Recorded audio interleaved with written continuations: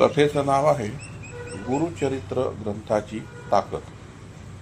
3 वर्षापूर्वींची सत्य घटना आहे. अशीच जून जुलैमधली. मी, केदार, प्रसाद आणि सुशांत पुण्याहून विदर्भातल्या माहूरला गेलो होतो. तेव्हा आलेला हा भयाण अनुभव. आम्ही चौघं इनोव्हा घेऊन संध्याकाळच्या सुमारास कारंजात पोचलो. कारंजा म्हणजे दत्त संप्रदायातील महत्त्वाचं स्थान. तिथं तासभर थांबायचं आणि पुढे 150 किलोमीटरवर असलेल्या माहूरला निघायचं असं ठरलं होतं. पण पावसामुळं आणि गाडीनं नाटक केल्यानं कारंजात पोचायला रात्रीचे 8:30 वाजले. तिथं दर्शन आणि जेवण वगैरे करत 10 झाले. पाऊस सुरूच होता. गाडीचा बॅटरी प्रॉब्लेम, त्यामुळे पुढे जावं की नाही हा प्रश्न होता. हो नाही करत करत 10:30ला आम्ही पुढं जायचं ठरवलं. ड्रायव्हिंगचं तसं टेन्शन नव्हतं, पण तो भाग आम्हाला नवीन होता. शिवाय पाऊस. सुट्टीचं नियोजन असल्यानं वेळ वाया न घालवता आम्ही ट्रिप पूर्ण करायची ठरवली. म्हणून हळूहळू पोचून जाऊ म्हणत आम्ही निघालोच शेवटी. त्याआधी मंदिराजवळ गाडी पार्क केली. तिथं एका दुकानाच्या आडोशाला आम्हाला 3 गुरुजी उभे असलेले दिसले. त्यांना शेगावला जाण्यासाठी कारंजा बस स्थानकापर्यंत लिफ्ट हवी होती. त्यांनाही बरोबर घेतलं आणि बस स्थानकात सोडलं. तिथून थोडं पुढे आल्यावरच प्रसादला सीटवर एक बॅग दिसली. त्या गुरुजींची बॅग राहिल्यानं आम्ही ती देण्यासाठी परत स्टँडवर आलो. पण त्यांना बहुतेक गाडी मिळाली होती, त्यामुळे त्यात नंबर वगैरे असेल तर फोन करून कळवू म्हणत ती बॅग केदारने त्याच्या सॅकमध्ये ठेवली. निघालो. आता आम्हा चौघांचा माहूरच्या दिशेनं प्रवास सुरू झाला. वेळ रात्री 11. पाऊस आणि काळोख. कारंजा ते माहूर हा 110 किलोमीटरचा रस्ता. तसा आडमार्ग, शांतच. कारंजा सोडलं की 10 किलोमीटरपासून जंगल सुरू होतं. क्वचितच एखादी गाडी दिसते. चौकातली छोटी गावं सोडली तर अंधार आणि भयान शांतताच सोबतीला. आम्ही निघालो तसं मुसळधार पाऊस पडतच होता. थंड वारा, थकवा, त्यामुळे सगळे गाढ झोपले होते. मी ड्रायव्हिंग करत होतो. पाऊस, काळोख, अनोळखी वाटा आणि भयान शांतता. त्यात एकही दुसरी गाडी सोडली नाही. अशात गाडी बंद पडली तर कल्याण. थोडी भीती वाटायला लागली. उडी घेतली होती, त्यामुळे या भीतीला अर्थ नव्हता. गाण्यांचा व्हॉल्यूम फुल केला. पावसातला शक्यतो टॉप स्पीड गाठला. पण कारंजा ते मानोरा असा 40 किलोमीटर प्रवास झाल्यावर मला झोप यायला लागली. म्हणून मानोरात थांबलो. चहा घेतला. वेळ रात्री 12. तासभर आम्ही सरळ रस्त्यावर चालत होतो. किलोमीटरचे दगड वगैरे होते. 50-55 किलोमीटर गेल्यावर एके ठिकाणी 2 रस्ते दिसले. त्या ठिकाणी 1 सेकंड थांबलो. कुठं जायचं? तिथं दर्शक फलक नव्हता. मला कन्फ्यूज झालं. एक रस्ता त्या रस्त्याला सरळ होता, दुसरा जरा तिरपा. सरळ रस्ता पकडून गेलो, पण काही अंतर गेल्यावर पुढे माहूरचा उल्लेखच दिसेना. ना कुठलं गाव, इतर गाड्यांचा भास पण नाही. भयान काळोख आणि पाऊस आणि समोरचा रस्ता. आम्ही रस्ता चुकलो होतो. फिरून मागे यायचं शक्य होत नव्हतं. डोक्यात येत नव्हतं. रात्रीचा 1:30 वाजला होता. त्या भागात मोबाईललाही रेंज नव्हती. पूर्ण रस्त्यावर फक्त आमची गाडी आणि फुल व्हॉल्यूममध्ये गाणी. एव्हाना सगळे जागे झाले होते. चौघत असल्यानं वैयक्तिक जरी टरकलेली असली तरी कोणीच दाखवत नव्हतं. सुशा, त्या 2 मध्ये चुकलोय रस्ता. आता सरळ चालू देऊ, रस्ता सापडेल. त्या भयान वातावरणाचा परिणाम भीतीत बदलला होता. अशात गाडी बंद पडायला नको हीच मोठी प्रार्थना होती. एखादं गाव येईपर्यंत आहे तोच रस्ता पकडून चालायचं आम्ही ठरवलं. अर्धा पाऊण तास तसाच गेला. पाऊस पडतच होता, त्यामुळे खिडक्या बंद होत्या. रस्ता संपत नव्हता. अर्धा पाऊण तास तसंच चालत होतो. गाडी चालवून जाम लागली होती. पाऊस, थंडी, थकवा आणि भीतीचा एकत्रित परिणाम म्हणून निसर्गानं हाक दिली. त्यावेळी मला किडनी स्टोन झाला होता, त्यामुळे फाटा गेला खड्ड्यात. आधी ॲटलिस्ट आडोसा घेऊन मोकळं तर होऊया. त्या सुमारास सुमसाम रोडवर डाव्या हाताला दूरवर एक शेत दिसलं. त्या शेतातच एक फार्म हाऊस होतं. फायनली इथं मोकळं होऊ आणि माहूरचा रस्ता विचारू. आता रस्ता सापडेल आणि पोचू. या भरात मी त्या फार्म हाऊसच्या बाहेर गाडी थांबवली. गाडीतून छत्र्या काढल्या आणि चौघं उतरलो. केदारने सवयीनं त्याची सायकल घेतली. मी आणि सुशानं आधी एका बाजूला जाऊन शू केली. तिथं पावसातच पाय धुतले, कानाला हात लावला आणि घराकडं आलो. जुनाट पद्धतीचं बांधकाम असलेलं ते मोठं घर होतं. शेताच्या एंट्रीवर एक लिंबाचं मोठं झाड, घराबाहेर एक पिवळा बल्ब लावला होता. त्याच्या प्रकाशात बाह्य भाग किमान प्रकाशमान होता. एक छोटा पोर्च होता. एका बाजूला लाकडी बैलगाडी बांधलेली, तिच्या पुढं चारा वगैरे पडला होता. एक कुत्र त्या गाडीखाली कोरड्या जागेत निर्विकारपणे बसलेलं. पाऊस, काळोख, एकूणच भयान वातावरण. अचानक सुशाचं लक्ष कोपऱ्यात गेलं. तिथं एक माणूस इतक्या मुसळधार पावसात डोक्यापासून पायापर्यंत संपूर्ण झाकलेल्या अवस्थेत शांत झोपलेला होता. त्याचं ते झाकलेलं कपडेही पूर्ण कोरडे होते. आम्ही चौघे चक्रावलो. एकूण भयान वातावरणात ते भीतीदायकच होतं. रस्ता विचारणं महत्त्वाचं होतं आणि कदाचित मदत मिळेल या अपेक्षेनं तशाच चक्रावलेल्या अवस्थेत आम्ही चौघं एकमेकांचा हात पकडून त्या पोर्च जवळ आलो. दरवाजा उघडाच होता, पण आतमधलं दृश्य विचित्र होतं. आतमध्ये 7 ते 8 माणसं तशाच अवस्थेत डोकं ते पाय पांघरून शांत झोपले होते. घर पूर्ण उघडं होतं. मी आणि सुशानं दरवाजा वाजवून भाऊ, दादा वगैरे हाका मारल्या, पण काहीच फरक पडला नाही. मध्ये जाऊयात का, एखादं प्रेत असावं असं सगळे पडले होते. या भयान वातावरणातील विचित्र परिस्थिती अनामिक भीती घालत होती. पावसात असूनही न भिजलेला तो बाहेरचा माणूस, पुतळ्यासारखा स्तब्ध कुत्रा, सगळं समजण्यापलीकडचं होतं. आम्ही मध्ये पाय ठेवणार इतक्यात एक गडगडाट झाला आणि वीज चमकली. केदारला अचानक काय झालं कळलंच नाही. तो ओरडला, तेजा, सुशा, प्रसाद, थांब. आमचा पाय ठिकाणीच थांबला. निघू इथून, चल गाडी काढ. आणि घाईत ओढतच त्यानं आम्हाला गाडीत बसवलं. चल. आधीच भेदरलेलो आम्ही केदारच्या वाक्याने चक्रावलोच. ह्याला काय झालं अचानक, एकूण काय, नाटकं करणारी गाडी सहज कशी सुरू झाली हे विचारेपर्यंत आम्ही त्या रस्त्याला लागलो. सुशा गाडी चालवत होता. केदारने गाडीत बसल्या दुसऱ्या मिनिटाला झोप ताणली. कुणीच काही बोलत नव्हतं. सगळं कळण्यापलीकडेच होतं. केदारचं वागणंही विचित्र होतं. मी, सुशा आणि प्रसाद भलत्याच तंद्रीत होतो. रात्रीचे 3 वाजले होते. पावसाचा जोर कणभरही कमी झाला नव्हता. फुल व्हॉल्यूम म्युझिक फक्त होतं. तोच सुन्न रस्ता, काळोख. यात अजून एक गोष्ट होती, ती म्हणजे आम्हाला गोल गोल फिरवतोय असंच वाटत होतं. थकवा असल्याने तंद्रीत असल्याचं वाटून आम्ही त्या गोष्टी एकमेकांशी बोलत नव्हतो. पण रस्ता कापणं महत्त्वाचं होतं, त्यामुळे कुठलाच एक्स्ट्रा विचार न करता आम्ही चालत होतो.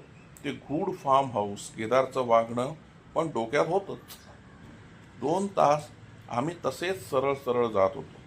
किती अंतर कापलं, कुठं जातोय, काय सुरू आहे कळत नव्हतं. तेव्हाला पहाट झाली. पाऊस जवळपास थांबला होता. 5 वाजेच्या सुमारास आम्हाला एक चौक दिसला. फायनली आम्ही तिघं अक्षरशः किंचाळलोच. सुटलो बाबा एकदाचे. त्या चौकात एकीकडे माहूर, एकीकडे दारवा, तिसरीकडे रस्ता मानोराकडे जातो असा फलक होता. सापडला रस्ता. माहूरकडच्या रस्त्याने आम्ही वळलो. आता जरा नॉर्मल वाटत होतं. गाड्या वगैरे ये जा करत होत्या. माहूरचे माइलस्टोन दिसत होते. हलकं वाटत होतं. काल रात्रभर डोकं जड झालं होतं. रस्त्यावरच्या एका चहाच्या टपरीवर आम्ही थांबलो. गाडी लावली आणि उतरलो. खूप रिलॅक्स वाटत होतं. केदारला उठवलं. चहा घेत घेत आमच्या त्या घराविषयी आणि रस्त्याविषयी गप्पा सुरूच होत्या. माझी आणि सुशांतची ड्रायव्हिंगमुळे वाट लागली होती. केदारचंही डोकं दुखत होतं. पण तुला काय झालं होतं रे अचानक केदार? का ओरडलास तिथं? काय विचित्र वागत होतास? केदार, तेजा, आई शपथ कळतच नव्हतं रे. अचानक मी काय बोलत होतो, काय करत होतो मी करतच नव्हतो. आपोआप होत होतं हे सगळं. केदार खोटं बोलत नसावा, कारण त्याचं वागणं, त्याचं ऐकणं चमत्कारिक होतं. आम्ही जरा चक्रावलोच. तो न संपणारा रस्ता, ते घर, ती माणसं, याच गप्पा सुरू होत्या. इतक्यात तिथला चहावाला आश्चर्यचकित चेहऱ्यानं आमच्यात गप्पात पडला. तुम्ही शेतातल्या रस्त्यानं आलात तरी वाचलात? काय काय बोलतोय भाऊ? ती माणसं वाचत नसत्यात. भुलभुलैया हाय तो रस्ता. आऊसच्या रात्री माणसं गिळत्यात. काल आऊस असून बी वाचलात? पोरांनो, नशीबवान हाय तुम्ही. चहावाल्यानं असं सांगितल्यावर आम्ही पार गोंधळलो. आपला रस्ता चुकणं इतकं भयंकर कसं झालं? वाचलं काय? एक मिनिट, नीट सांगा ना भाऊ, काय आहे ते? डेंजर होतं भाऊ. देवाची कृपा समजा. मारुतीला नारळ फोडा, गुरुचं दर्शन करा. चहावाला माणसाला बघून खरं तर मी अजून गोंधळलोच होतो. याचा चेहरा कुठेतरी पाहिल्यासारखा वाटत होता, पण चहा पुढं ते महत्त्वाचं नव्हतं. झाला प्रकार भयंकर वाटत होता. त्या चहावाल्याचं बोलणं आमच्या डोक्यावरून जात होतं. माहूरला पोचायची घाई असल्यानं आम्ही या प्रकरणाचा छडा लावणं पुढचं पुढे बघून तिथून निघालो. तासाभरात आम्ही माहूरला सुखरूप पोचलो. तिथं 2 दिवसांच्या मजेत झाल्याचा प्रवास विसरलो. रस्ता चुकल्याने 100-150 किलोमीटरचा आम्हाला मोठा फेरा पडला. पाऊस आणि आडमार्ग यामुळे भयान वाटलं इतकंच डोक्यात होतं. मग चहावाला काय बोलत होता? त्याला आधी कुठं पाहिलं? या प्रश्नाचं मला उत्तर मिळत नव्हतं. नेमकं आठवत नव्हतं. माहूरून निघायची वेळ आली. आम्ही गाडीत बसलो. मी नेहमी गाडी सुरू करताना डिझेल, किलोमीटर वगैरे चेक करतो. त्या दिवशी पण केली. किती किलोमीटर रिकामं फिरलो याचा हिशोब करायला. आणि एक मोठा धक्का बसला, ज्यामुळे आम्ही सगळेच चक्रावलो. कारंजा ते मनोर 40 किलोमीटर. मानोर ते जिथे आम्ही रस्ता चुकलो तो पॉईंट 20 किलोमीटर. आणि तो चौक ते माहूर 40 किलोमीटर. इतकं जवळपास 100 ते 110 किलोमीटर पुढे सरकलो होतं. मग रात्री 12:30 ते सकाळी 5 आम्ही अखंड ज्या रस्त्यावर फिरलो ते किलोमीटर कुठे गेले? त्या रस्त्यावर फिरल्याची नोंदही झाली नव्हती, ना गाडीतलं डिझेल संपलं होतं. सुशा, भलतीच गडबड दिसतीये. हो रे, कळत नाहीये काय होतंय ते. चहावाल्याला गाठू. चहावाला काय बोलत होता? असंख्य प्रश्नांचं काहूर माजलं. भीतीपेक्षा गोंधळ झाला होता. आम्ही जरा चक्रातच प्रवास सुरू केला. यावेळी दिवसाच, कारण संध्याकाळच्या आत धुळ्यात आणि दुसऱ्या दिवशी संध्याकाळी पुण्यात पोचायचं होतं. पाऊसही नव्हता. चहाच्या टपरीपर्यंत आलो. तिथं कुणीच नव्हतं. हा चहावाला कुठे गेला यार? प्रसादनं भैया, भाऊ करून आवाज दिला. रस्त्याच्या दुसऱ्या बाजूनं एक माणूस आलो आलो म्हणत पळत आला. बोला, काय देऊ? चहा, कॉफी? हा कोण चहावाला? ते दुसरे भाऊ कुठे? कोण दुसरे भाऊ? तेच ते परवा होते. तो नाही तर परवा पण मीच होतो. हे माझंच हॉटेल आहे. तुम्हाला कोण भेटलं? अजून एक धक्का. परवा भेटलेले ते कोण? चेहरा पण कुठेतरी पाहिल्यासारखा वाटत होता. रस्ता चुकणं, निर्जन, अनोळखी रस्ता इथपर्यंत ठीक, तसं नॉर्मल होतं. ते घर सुद्धा, म्हणजे विचारांच्या एका चौकटीत बसू शकत होतं. पण तो न भिजलेला माणूस, प्रेतवत झोपलेली माणसं, केदारचं विचित्र वागणं आणि तो किलोमीटरचा गोंधळ, त्या चहावाल्यानं सांगितलं ते सगळं काय होतं? तो माणूस कुठं गेला? इथे अजून जास्त गोंधळ होत होता. जास्त वाढवण्यापेक्षा, विचार करण्यापेक्षा हे प्रकरण इथंच विसरू. डोक्याला ताण देण्यानं फायदा होणार नाही. प्रॅक्टिकल विचारांना मनाची साथ नव्हती. काहीतरी भयंकर नक्की आहे. आम्ही चौकात पोचलो. चौकातलं दृश्य अजून चक्रावणारं होतं. आम्हाला फक्त चक्कर यायचीच बाकी होती. परवा सकाळी ज्या चौकात आम्ही आलो तिथं एक रस्ता व्हाया मानोरा कारंजाला जातो, एक व्हाया दारवा कारंजाला जातो, तिसरा रस्ता माहूरला जातो. मग चौथा रस्ता? आम्ही ज्या रस्त्याने या चौकात आलो तो रस्ता आम्हाला दिसतच नव्हता. त्या ठिकाणी चौथा रस्ताच नव्हता. तो रस्ताच गायब झाला होता. काय प्रकार आहे यार हा? या चौकातच आलो होतो ना? आम्ही सुन्न झालो होतो. हे 3च रस्ते हाय भाऊ, एका वडापवाल्यानं सांगितलं. डोकं जड झालं होतं. असला प्रकार मन मानत नव्हतं. Karanja via Darwha 110 kilometre, via Manora 150 kilometre. Susha, आपण बघू काय प्रकार आहे ते. किती दिवस आहे, कोरडा आहे. 40 किलोमीटर जास्त तर चालेल. वाया मनोरा हा रस्ता पकडला. सरळ आणि अगदी नॉर्मल. गाड्या वगैरे होत्या. तो रस्ता गायब असणं ही सीमा होती. गोंधळलेलो होतो. जिथं आम्ही रस्ता चुकलो होतो तो पॉईंट आता आमच्या नजरा शोधत होत्या. 50-60च्या स्पीडनं हळूहळू गाडी चालवत होतो. मी आणि सुशा एकही टप्पा सोडत नव्हतो. आम्ही मनोरात येऊन पोहोचलो. जिथं मी चहा घेतला त्याच टपरीवर. चौघं आता सुन्न, शांत होतो. त्या रस्त्याची एंट्री आणि एक्झिट गायब झाले होते. मग तो न संपणारा रस्ता, ते घर, हा काय प्रकार होता? आमचा भ्रम की अजून काही? तो चहावाला कोण होता? झाला प्रकार अविश्वसनीय होता. पण काय भाऊ, ते पुढे 20 किलोमीटरवर 2 रस्ते मिळतात, ते गाव कुठलं हो? कुठला रस्ता आहे तो? सुशानं चहा घेत घेत त्या रस्त्यावाल्याला विचारलं. चहावाल्यानं डोळे फाडून आमच्याकडे पाहिलं. तुम्हाला तो रस्ता भेटला? हौसेला गेला होता त्यावर? हो, खूप लांबचा फेरा. आगागा पोरांनो, लांबचा नव, मरणाचा फेरा होता. ज्यावर जो जातो तो परत येत नाही. रस्ता किळतो त्याला. परत कसं आलत तुम्ही? हे ऐकून आम्ही गोंधळलो. आता इथे बसूनच काय ते प्रकरण निपटायचं असं ठरवलं. त्या वयस्कर चहावाल्याला आम्ही समोर बसवलं. त्याने जी हकीकत सांगितली ती धक्कादायक होती व ते खोटं ठरवण्याचा प्रश्नच नव्हता. हा भूलभुलैया हाय. चकवा. एकदा जो जातो तो तिथंच गडप होतो. औसेला. सापळ्यात अडकतो माणूस. घेरी येते. तुम्हाला दिसलं काय? बाहेर कसे आले? त्या दिवशी माझा लेक होता इथं. त्यानं सांगाय राहिलं की आडवी वाट पकडा, पाऊस हाय. तो माणूस त्याबाबत माहितगार दिसत होता. मग आम्ही त्या माणसाला ते घर, ते माणसं, केदारचं विचित्र वागणं वगैरे सांगितलं. तुमची घेरी आली होती. ते घर नाही, काळाचं नरडं होतं, नरडं. आम्ही ते माणसं नाही, मडी होती. तुम्ही तसेच पडले असते. आमच्या पायाखालची जमीन सरकली. अंगावर शहारे आले. आवसेच्या रात्री तो रस्ता उघडा होतो. त्याची घेरी असल तो त्या वाटेनं जातो आणि फसतो. ज्यानं ती रात काटली तो वाचला. त्या घरात जो गेला तो मेला. विलय नशीबवान बघा. देवाची कृपा म्हणून सुटल्यात. लय किस्से ऐकलेत त्या वाटेचे. सगळं चित्र आमच्या समोर आलं. विश्वास नव्हता, पण नाकारू शकत नव्हतो. आम्हीच फसलो कसं?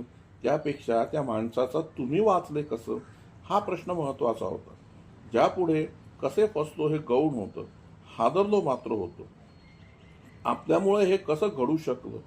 वाचलो, त्यामुळे आम्ही मनोमन सुखावलो. येस, केदार तूच. मी, सुशा आणि प्रशांत केदारकडे थँकफुली बघू लागलो. केदार, तिच्या आई शपथ कळत नव्हतं रे. मी काय बोलत होतो, काय करत होतो. आपोआप होत होतं सगळं.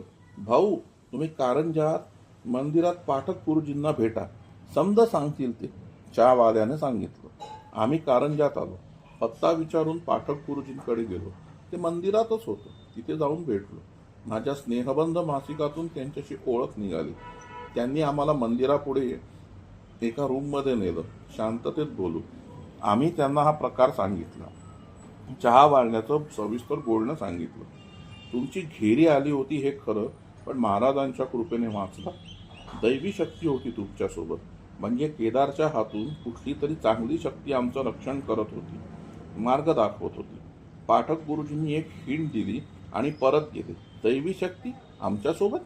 आम्ही आधीपासूनचा एक एक पैलूवर विचार सुरू केला. रस्ता चुकणं, निर्जन अनोळखी रस्ता, ते घर, पण तो न भिजलेला माणूस, रेतवत झोपलेली माणसं, केदारचं विचित्र वागणं, तो किलोमीटरचा गोंधळ, दोन्ही ओळखीचे वाटणारे चहावाले, यातली बरीच उत्तरं मिळाली. पण नवीन प्रश्न देऊन, दैवी शक्ती कोणती? केदारचं विचित्र वागणं होतं, पण केदारचंच का? याचं उत्तर शोधायला लागलो, कारण त्याशिवाय मूळ सापडणार नव्हतं. आम्ही चौघे मित्र सोबत होतो. चौघेही उपनयनित शाकाहारी. मी आणि सुशानं शू केली. केदारचं नाही, पण प्रसाद पण तिथे होता. एक गोष्ट पडताळून पाहिली आणि तेव्हा सुशाला अचानक ट्रेस झालं. सॅक. केदारच्या पाठीवरची सॅक. हा एकमेव फरक चौघात होता.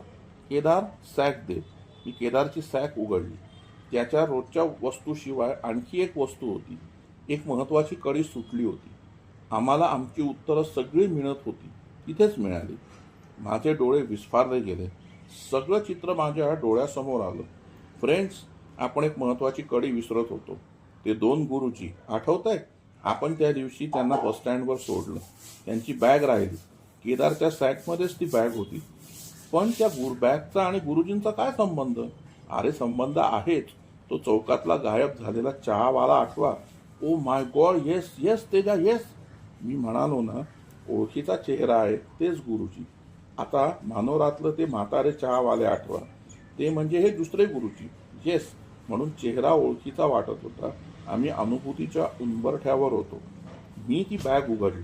त्यात श्री गुरुचरित्र ग्रंथ होता. त्या भयान वाटेवर आम्ही जो निर्णय घेतला, सरळ चालत राहू, थांबायचं नाही, त्या घरात प्रवेश करायचा नाही, गाडी सुरळीत चालणं, हे सगळं त्या ग्रंथाचा प्रभाव होता. त्या शक्तीनं अमावस्या संपेपर्यंत आमचं रक्षण केलं.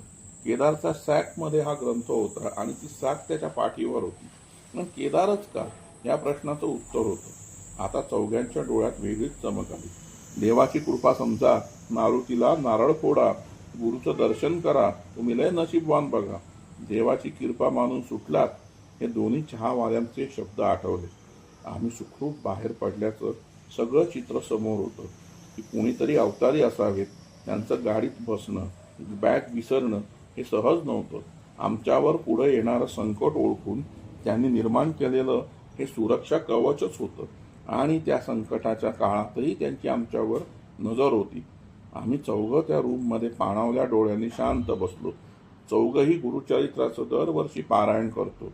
गुरूंची अशा प्रकारे अनुभूती मिळते हे स्वप्नातही वाटलं नव्हतं. आम्ही महाराजांच्या मठात साष्टांग नमस्कार केला. तो भयान गूढ रस्ता, चकवा, घेरी, ते घर, ती प्रेत, हे सगळं आजही स्वप्नमत वाटतं. पण रात्री तो प्रवास आमच्यापैकी आयुष्यातला एक भयान रात्रीपैकी होती. तेव्हा काय प्रसंग उभा होता, काय झालं असतं. गुरुचरित्राचा जागृत ग्रंथ महाराजांवर दृढ विश्वासाचं कवच होऊन आला. तो ग्रंथ माझ्याकडे आहे. दरवर्षी त्याचं पारायण करतो.